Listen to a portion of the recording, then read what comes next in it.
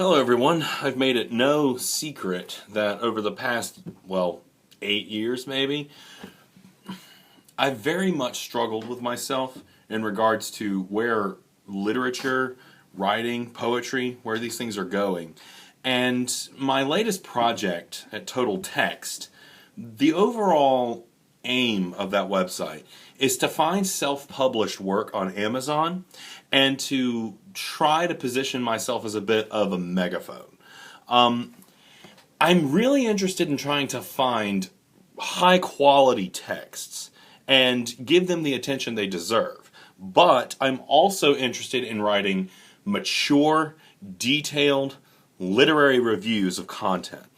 So far I've reviewed two works. Oneironaut by Phoenix Williams, which you can find these reviews on my website, which I'll link to the bottom, where I have links to the actual works I talk about. That novel was really, really good. I actually really enjoyed it. And it was different from some of the things that you find on the shelves that are so heavily processed. In my manifesto, where I talk about the value of parsing through piles and piles of self-published materials, that you'll find things that you never otherwise would get to see. And the second book that I've read that I want to talk more about at length today is Haiku by Sunshine. Now, Haiku, I'm going to be rehashing a lot of the stuff that I read in the review because I would actually really like to try to extend to a video component of this because this is just something I enjoy doing. But haiku, as far as a literary genre is concerned, haiku is pretty bad. Haiku is a very short, very easy poetic structure to use. So a syllable of 5, syllable of 7, syllable of 5.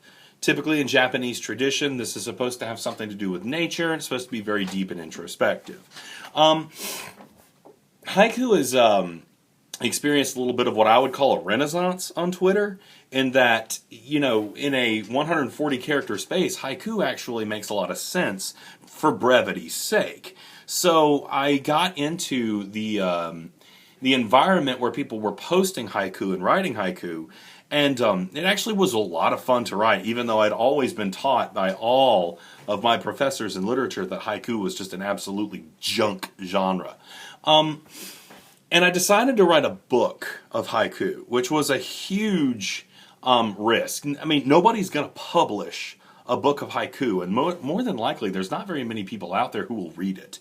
And what this book of haiku was is I tried to tell a linear story and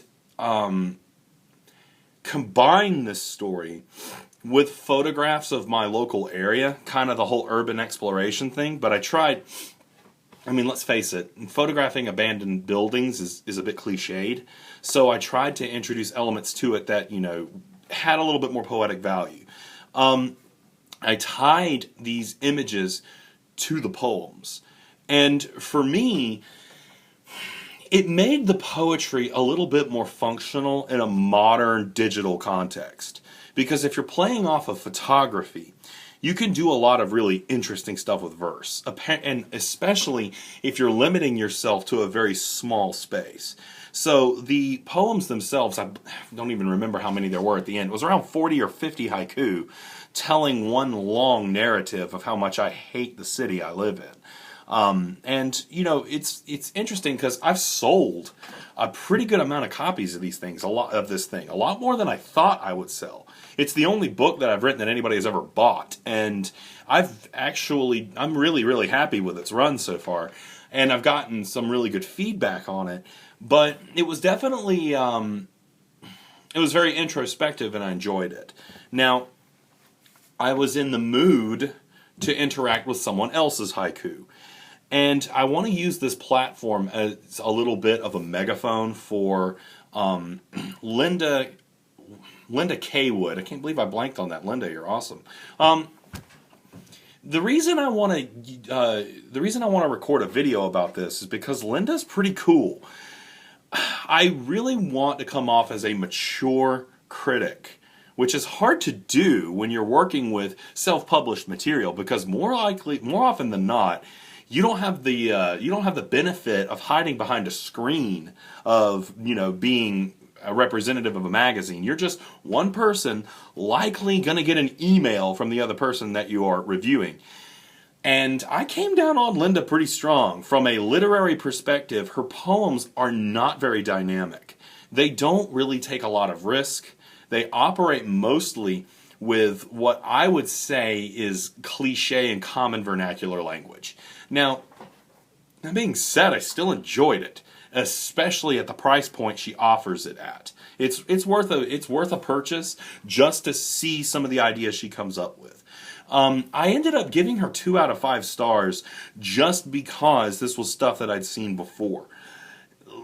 Linda deserves some money, because she has been awesome throughout this process.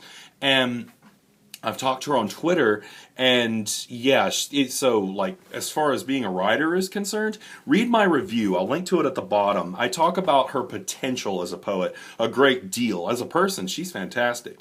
But as a show of appreciation, I'm actually going to read one of her haiku sequences. Now, I did this trick a lot with my work as well, in that I would string together groups of haiku to make one point.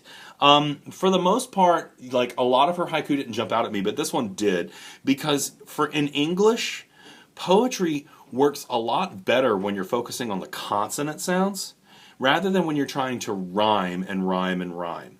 Now, with this one, you'll notice that there's a little bit of alliteration, and the actual repetition it's actually kind of clever, and it was fun to read. So, without further ado, here's a section from Linda Kaywood's Haiku by Sunshine, and it is titled Purple. Glittery grapeness, extraordinary eggplant, colors so divine. Magnificent mauve, prominent periwinkle, brilliant shades of awe. Manic magenta, whimsical wisteria, rainbow of delight. You see, that one's fun to read out loud.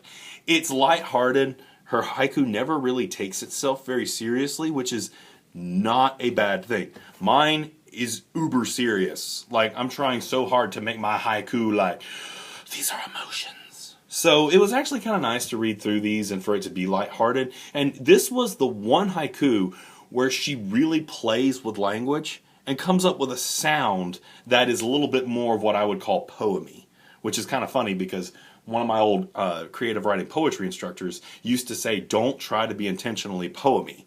But I liked it. That's all that matters. If you get the chance, please give Linda Kaywood a look. I mean, she's an awesome person, and with a little bit of patronage, I think that she could be quite an amazing voice in the poetry community. Thank you very much, and go away.